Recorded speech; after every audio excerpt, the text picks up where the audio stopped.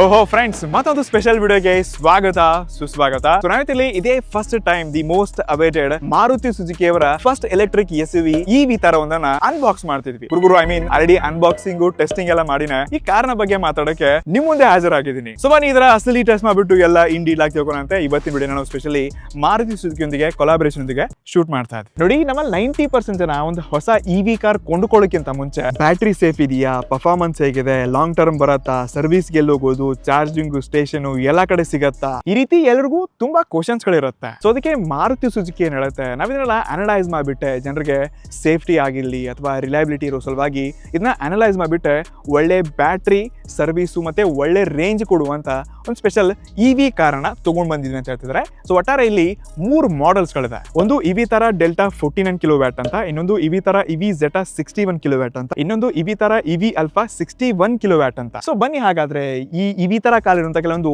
Special tech features ಜೊತೆಗೆ ಬೇರೆ EV cars ಗಳಿಗಿಂತ ಇದರಲ್ಲಿ ಏನೆಲ್ಲ ವಿಶೇಷ ಫೀಚರ್ಸ್ ಗಳಿದೆ ಎಲ್ಲ ತಿಳ್ಕೋಣ ಅಂತೆ. ಇದೇ ಫಸ್ಟ್ ಟೈಮ್ ಚಾನಲ್ ಹೊಸದು ಬಂದಿದ್ರೆ, ನನ್ನ ಹೆಸರು ಸೋಮಶೇಖರ್ ಪಾಟೀಲ್, ಚಾನಲ್ ಹೆಸರು ಟೆಕಿ ಸೋಮ್ಸ್ ಕನ್ನಡ. ಈ ರೀತಿಯಾಗಿ ಆನೆಸ್ಟ್ ಮತ್ತು ಟೆಕ್ ರಿವ್ಯೂಸ್ಗಾಗಿ ಡೆಫಿನೆಟ್ಲಿ ನಮ್ಮ ಚಾನಲ್ಗೆ ಸಬ್ಸ್ಕ್ರೈಬ್ ಮಾಡಿಬಿಟ್ಟು ಸಪೋರ್ಟ್ ಮಾಡಬಹುದು. ಸೊ ಮೊದಲಿಗೆ ಒಂದ್ಸರ್ತಿ ಈ ಕಾರ್ನ ಲುಕ್ ನೋಡ್ಕೊಂಡ್ ಬನ್ನಿ.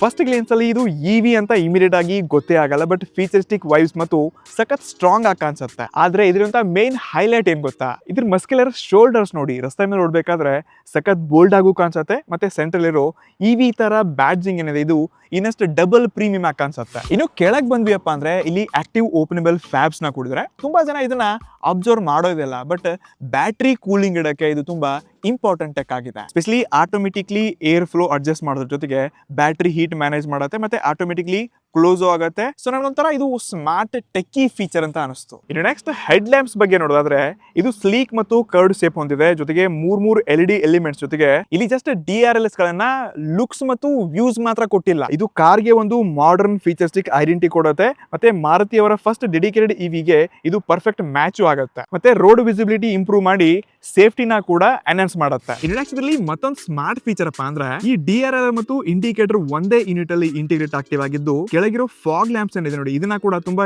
ನೀಟ್ ಮತ್ತು ಕರೆಕ್ಟ್ ಆಗಿ ಪ್ಲೇಸ್ ಮಾಡೋದ್ರ ಜೊತೆಗೆ ಯಾವುದೇ ಎಕ್ಸ್ಟ್ರಾ ಫಿಟ್ಟಿಂಗ್ ತರ ಫೀಲ್ ಆಗಲ್ಲ. ಇನ್ನು ನೆಕ್ಸ್ಟ್ ಸೇಫ್ಟಿ ಮತ್ತು ಕನ್ವೀನಿಯನ್ಸ್ ಬಗ್ಗೆ ಓದ್ವಿಯಪ್ಪ ಅಂದ್ರೆ ಇದರಲ್ಲಿ 360 ಡಿಗ್ರಿ ಕ್ಯಾಮ್ರಾ ಕೂಡ ಕೊಡ್ತಿದ್ದಾರೆ. ಇದ್ರ ಬಗ್ಗೆ ನಾನು ನೆಕ್ಸ್ಟ್ ಮಾತಾಡ್ತೀನಿ ಡೀಟೇಲ್ ಆಗಿ. ಸದ್ಯಕ್ಕೆ ಇದರಂತ ಸೈಡ್ ವ್ಯೂ ನೋಡ್ಕೊಂಡು ಬರೋಣ ಬನ್ನಿ. ಓವರ್ ಆಲ್ ಕಾರ್ ಯಾವುದೇ ಆಂಗಲ್ ಇಂದ ತುಂಬಾ ಪ್ರೀಮಿಯಂ ಆಗಿ ಕಾಣಿಸುತ್ತೆ. ಮತ್ತೆ ಜಸ್ಟ್ ಇದು ಡಿಸೈನ್ ಅಷ್ಟೇ ಅಲ್ಲ, ಮಾರುತಿ ಸುಜುಕಿಲಿ ಮೇನ್ ಫೋಕಸ್ ಮಾಡಿದ್ದು ಇನ್ನರ್ ಸ್ಪೇಸ್ ಮೇಲೆ ಮತ್ತು ಸ್ಪೇಸ್ ವಿಷಯದಲ್ಲಿ ಈ ಎಲ್ಲ ವಿಷಯಗಳನ್ನ ತಿಳ್ಕೊಂಡಾಗ್ಲೇ ಕಾಂಪ್ರಮೈಸ್ ಮಾಡಿಲ್ಲ ಅಂತ ಕ್ಲಿಯರ್ ಆಗಿ ಅರ್ಥ ಆಗತ್ತೆ. ನೆಕ್ಸ್ಟ್ ಇದು ವೀಲ್ಸ್ ಬಂದ್ವಿಯಪ್ಪ ಅಂದ್ರೆ 18 ಇಂಚಸ್ ನ ಏರೋ ಆಪ್ಟಿಮೈಸ್ಡ್ ವೀಲ್ಸ್ ಗಳನ್ನ ಕೊಡ್ತಿದ್ದಾರೆ. ಇದು ಬರೀ ನೋಡಕ್ ಮಾತ್ರ ಅಲ್ಲ, ಏರೋಡೈನಮಿಕ್ಸ್ ಇಂಪ್ರೂವ್ ಮಾಡೋದ್ರ ಜೊತೆಗೆ ಇವಿ ರೇಂಜ್ ನ ಕೂಡ ಜಾಸ್ತಿ ಮಾಡಕ್ ಹೆಲ್ಪ್ ಮಾಡುತ್ತೆ. ಮತ್ತೆ ನಾನು ಟೆಕ್ನಿಕಲ್ ಆಗಿ ಇದನ್ನ ನಿಮ್ಗೆ ಎಕ್ಸ್ಪ್ಲೈನ್ ಮಾಡ್ಬೇಕಾದ್ರೆ ಇದ್ರ ವೀಲ್ಸ್ ಬೇಸ್ ಬಂದ್ಬಿಟ್ಟು 2.7 ಮೀಟರ್ ಇದೆ.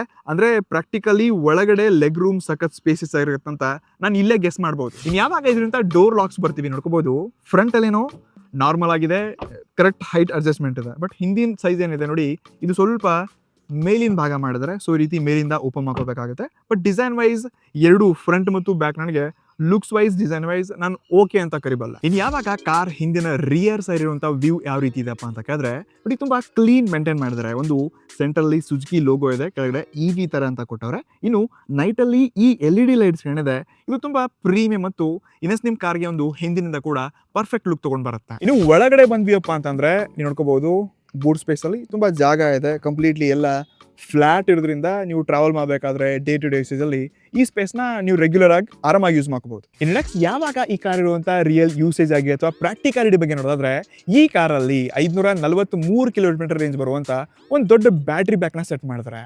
ಸ್ಪೆಷಲಿ ನೀವು ಸಿಟಿಯಲ್ಲಿ ಕಾರ್ ಓಡಿಸಿ ಲಾಂಗ್ ಡ್ರೈವ್ ಹೋಗಿ ಅಥವಾ ಎಲ್ಲೇ ದೂರ ಟ್ರಾವೆಲ್ ಮಾಡಬೇಕಾದ್ರೂ ಕೂಡ ಎಷ್ಟು ರೇಂಜ್ ಬರುತ್ತಪ್ಪ ಅಂತ ಒಂದು ಟೆನ್ಷನ್ ಇರಲ್ಲ. ಬಾಕಿ 14,000ಕ್ಕಿಂತ ಜಾಸ್ತಿ ಚಾರ್ಜಿಂಗ್ ಸ್ಟೇಷನ್ಸ್ಗಳನ್ನ ಬಿಲ್ಡ್ ಮಾಡ್ತಿದ್ದಾರೆ ಅಂತ. ಸ್ಪೆಷಲಿ ನೀವು ಟ್ರಾವೆಲ್ ಮಾಡೋ ಟೈಮಲ್ಲಿ ಎಲ್ಲಿ ಚಾರ್ಜಿಂಗ್ ಮಾಡಲಿ, ಎಲ್ಲಿ ಬ್ಯಾಟ್ರಿ ಖಾಲಿ ಆಗುತ್ತೆ ಅಂತ ಈ ಟೆನ್ಷನ್ ಕೂಡ ಇರಲ್ಲ. ಇದು ಒಂದು ಒಳ್ಳೆಯ ವಿಚಾರ ಅನಿಸ್ತು ನನಗೆ. ಇನ್ನು ನೆಕ್ಸ್ಟ್ ಮೇನ್ ಮ್ಯಾಟ್ರಿಗೆ ಎಂಟ್ರಿ ಕೊಡೋಣ ಅಂತಂದ್ರೆ ಸ್ಪೆಷಲಿ ರಿಲಯಬಿಲಿಟಿ ಬಗ್ಗೆ ನೋಡೋದಾದ್ರೆ ನಿಮ್ಗೆ ಗೊತ್ತಿರೋ ಹಾಗೆ ನಮ್ಮ ದೇಶದ ಕಂಡೀಷನ್ಸ್ಗಳಲ್ಲಿ ಒಂದು ಎಕ್ಸ್ಟ್ರೀಮ್ ಜಾಸ್ತಿ ಹೀಟ್ ಸಿಗುತ್ತೆ. ಇದನ್ನ ಬಿಟ್ಟರೆ ನಾವು ಲಾಂಗ್ ಡ್ರೈವ್ ಆಗಿರಲಿ ಅಥವಾ ಟ್ರಾಫಿಕಲ್ಲೆಲ್ಲ ತುಂಬ ಇಶ್ಯೂಗಳನ್ನ ನೋಡಿರ್ತೀವಿ. ಸೊ ಇದನ್ನೆಲ್ಲ ಅನಲೈಸ್ ಮಾಡಿಬಿಟ್ಟೆ ಮಾರುತಿ ಸುಜುಕಿ ಅವರು 5 ಮೇನ್ ಪಿಲ್ಲರ್ಸ್ಗಳ ಮೇಲೆ ಇದನ್ನ ಬಿಲ್ಡ್ ಮಾಡ್ತಿದ್ದಾರೆ ಅಂತ.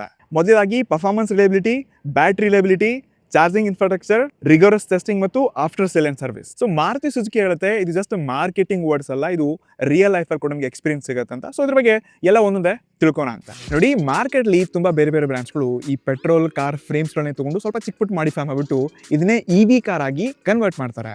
ಆದ್ರೆ ಇವಿ ತಾರದಲ್ಲಿರೋದು ground up pure EV platform. ಇದರಿಂದ ನಿಮ್ಗೆ 2 ಲಾಭಗಳು ಸಿಗತ್ತೆ. ಸೊ ಮೊದಲನೇದಾಗಿ ಫ್ಲೋರ್ ಫುಲ್ ಫ್ಲಾಟ್ ಆಗಿರೋದ್ರಿಂದ ಲೆಗ್ ರೂಮ್ ಮತ್ತೆ ಈ ಕ್ಯಾಬಿನ್ ಸ್ಪೇಸ್ ಏನಿದೆ ತುಂಬಾ ಇಂಪ್ರೂವ್ ಆಗುತ್ತೆ. ಇನ್ನು ಎರಡನೇದಾಗಿ ಬ್ಯಾಟ್ರಿ ಮೌಂಟಿಂಗ್, ಇಲ್ಲಿ ಬ್ಯಾಟ್ರಿನ ಒಂದು ಶಾಕ್ ಅಬ್ಸರ್ವ್ ಸ್ಟ್ರಕ್ಚರ್ ಅಲ್ಲಿ ಬಿಲ್ಡ್ ಮಾಡಿದ್ದಾರೆ. ಎಸ್ಪೆಷಲಿ ಆಕ್ಸಿಡೆಂಟಲ್ ಆದಾಗ ಇಲ್ಲಿ ಪ್ರೊಟೆಕ್ಷನ್ ಸಖತ್ ಸ್ಟ್ರಾಂಗ್ ಆಗಿರುತ್ತೆ. ಎವನ್ ಇದ್ರ ಬಿಲ್ಡ್ ಕ್ವಾಲಿಟಿ ಕೂಡ ತುಂಬಾ ಪ್ರಾಮಿಸಿಂಗ್ ಇದೆ. ಎಸ್ಪೆಷಲಿ 60% ಗಿಂತ ಜಾಸ್ತಿ ಹೈ ಟೆನ್ಷನ್ ಸ್ಟೀಲ್ ನ ಯೂಸ್ ಮಾಡಿದಾರಪ್ಪ ಅಂತ ಬ್ರ್ಯಾಂಡ್ ಕ್ಲೇಮ್ ಮಾಡುತ್ತೆ.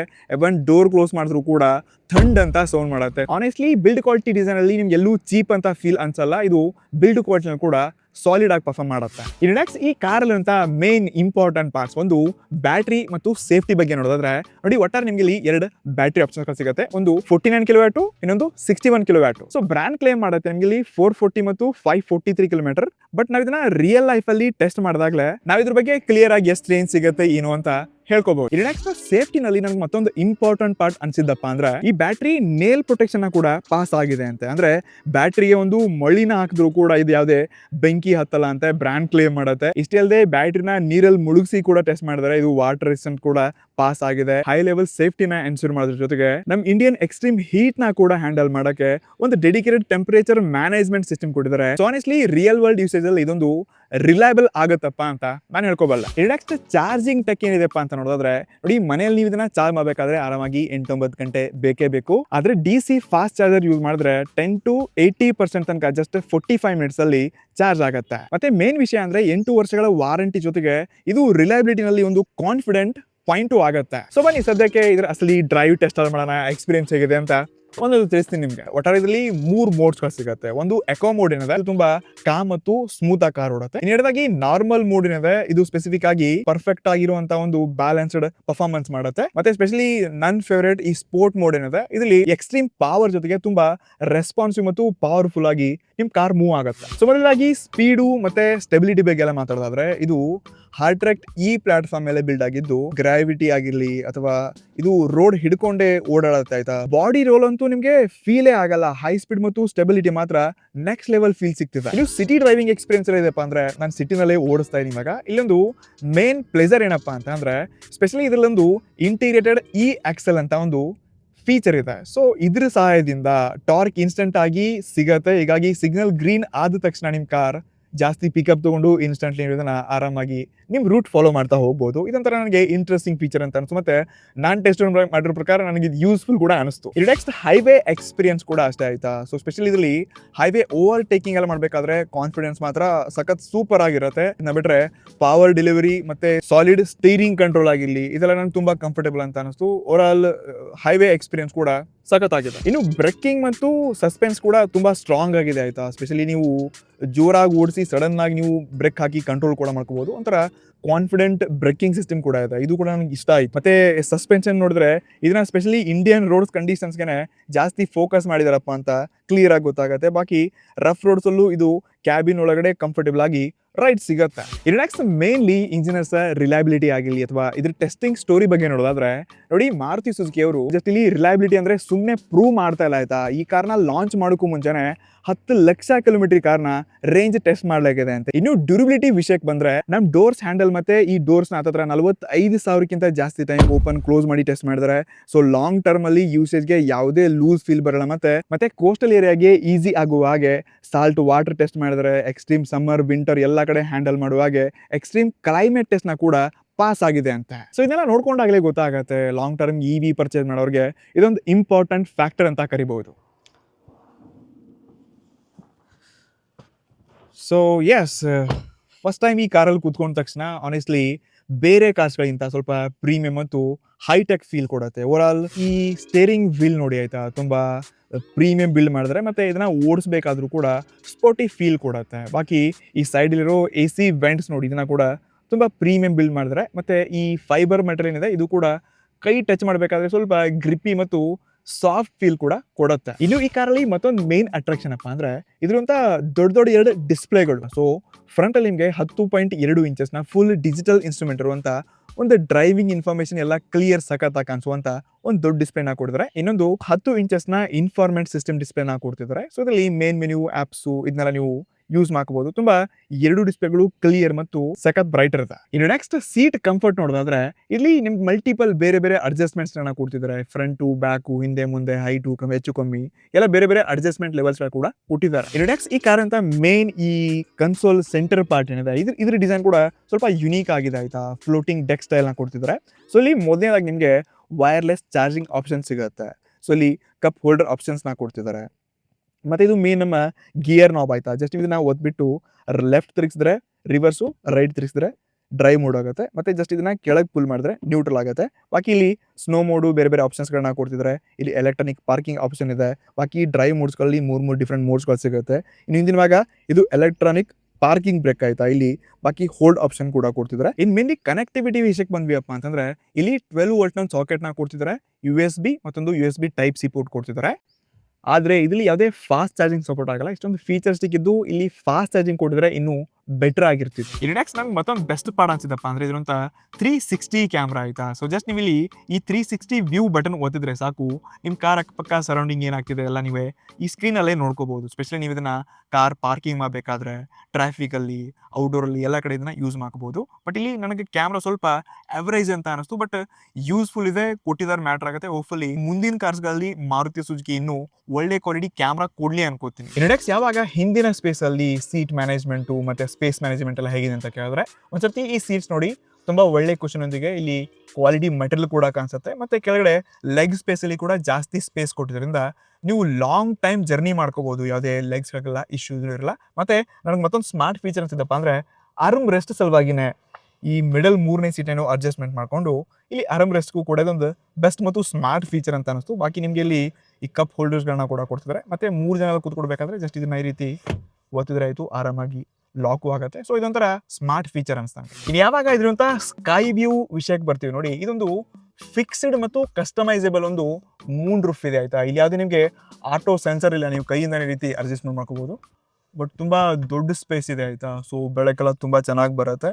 ಸೊ ಇದು ಒಂಥರ ಇಂಟ್ರೆಸ್ಟಿಂಗ್ ಇದೆ. ಬಟ್ ಇಲ್ಲಿ ಆಟೋ ಇದ್ದಿದ್ರೆ ಇನ್ನಷ್ಟು ಚೆನ್ನಾಗಿರ್ತದೆ. ಇನ್ನು ಯಾವಾಗ ಇದಿರುವಂತಹ ಸೇಫ್ಟಿ ಫೀಚರ್ಸ್ ಬರ್ತೀವಿ ನೋಡಿ, ಇಲ್ಲಿ ಮಾರುತಿ ಸುಜುಕಿ ತುಂಬಾ ಸ್ಟ್ರಾಂಗ್ ಸ್ಟೇಟ್ಮೆಂಟ್ಸ್ ಗಳನ್ನ ಕೊಡ್ತಿದೆ. ಮೊದಲಿಗೆ 7 ಸ್ಟ್ಯಾಂಡರ್ಡ್ ಏರ್ ಬ್ಯಾಗ್ಸ್ ಜೊತೆಗೆ ಮತ್ತೊಂದು ಮೇನ್ ಟೆಕ್ ಫೀಚರ್ ಅಪ್ಪ ಅಂದ್ರೆ ಅಡೈಸ್ ಲೆವೆಲ್ 2.0 ಆಯ್ತಾ. ಇದರಲ್ಲಿ ಅಡಾಪ್ಟಿವ್ ಕ್ರೂಸ್ ಕಂಟ್ರೋಲ್ ಮಾಡೋದ್ರ ಜೊತೆಗೆ ಲೇನ್ ಕೀಪ್ ನ ಕೂಡ ಅಸಿಸ್ಟ್ ಮಾಡೋದ್ರ ಜೊತೆಗೆ ನೀವು ಸ್ಮಾರ್ಟ್ಲಿ ಡ್ರೈವ್ ಮಾಡ್ಕೋಬಹುದು. ಜೊತೆಗೆ ನಮ್ಮ ದೇಶದ ಟ್ರಾಫಿಕ್ ಕೂಡ ಅನ್ಪ್ರಿಡಿಕ್ಟಬಲ್ ಇದೆ ಅಲ್ವಾ. ಸೊ ಇದನ್ನೆಲ್ಲ ನೋಡ್ಕೊಂಡೇನೆ, ಇದನ್ನೆಲ್ಲ ತಿಳ್ಕೊಂಡೇನೆ ಸ್ಪೆಷಲಿ ಮಾರುತಿ ಸುಜುಕಿ ಅವರು ಈ ಎಲ್ಲ ಸ್ಮಾರ್ಟ್ ಫೀಚರ್ಸ್ ಗಳನ್ನ ಇದರಲ್ಲಿ ಕೊಡಿದ್ದಾರೆ. ಹೀಗಾಗಿ ನಿಮ್ ಡ್ರೈವಿಂಗ್ ಎಕ್ಸ್ಪೀರಿಯನ್ಸ್ ಈ EV ನಲ್ಲಿ ಇನ್ನೂ ಸ್ವಲ್ಪ ಬೆಟರ್ ಎಕ್ಸ್ಪೀರಿಯನ್ಸ್ ಸಿಗುತ್ತೆ. ಇದರಲ್ಲಿ ನನಗೆ ಮತ್ತೊಂದು ಸ್ಮಾರ್ಟ್ ಫೀಚರ್ ಅನ್ಸಿದಪ್ಪ ಅಂದ್ರೆ ಸ್ಪೆಷಲಿ ಈ ಕ್ಯಾಮ್ರಾ ಡಿಫಾಗರ್ ಆಯ್ತಾ. ಇಲ್ಲಿ ಕ್ಯಾಮ್ರಾಸ್ ಏನ್ ಕೊಡ್ತಿದ್ದಾರೆ, ಇದ್ರ ಮೇಲೆ ಮಳೆ ಬಿದ್ದು ನೀರ್ ಬಿದ್ದು ಫಾಗ್ ಆಯ್ತಪ್ಪ ಅಂದ್ರೆ ಕೂಡ ಇದು ಆಟೋಮೆಟಿಕ್ ಆಗಿ ಸ್ಮಾರ್ಟ್ ಆಗಿ ಕ್ಲೀನ್ ಮಾಡ್ಕೊಳ್ಳುತ್ತಂತೆ. ಇನ್ನು ಈ ಕಾರ್ನ ಓನರ್ಶಿಪ್ ವಿಷಯಕ್ಕೆ ಬಂದೆಯಪ್ಪ ಅಂದ್ರೆ ಇಲ್ಲೊಂದು ಇಂಟ್ರೆಸ್ಟಿಂಗ್ ಆಪ್ಷನ್ ಇದೆ. ಅದೇ ಬ್ಯಾಟ್ರಿ ಆಸ್ ಅ ಸರ್ವಿಸ್ ಅಂತ. ಅಂದ್ರೆ ನೀವು ಎಷ್ಟು ಯೂಸ್ ಮಾಡ್ತೀರಾ ನೋಡಿ ಅಷ್ಟೇ ದುಡ್ಡು ಕಟ್ಟಬೇಕಾಗತ್ತೆ. ಇದರರ್ಥ ನೀವು ಕಾರ್ ತಗೊಳ್ಬೇಕಾದ್ರೆ ಅಪ್ಫ್ರಂಟ್ ಅಮೌಂಟ್ ಇರುತ್ತೆ, ಇದು ತುಂಬಾ ಕಮ್ಮಿ ಆಗತ್ತೆ. ಇಷ್ಟೇ ಅಲ್ಲದೆ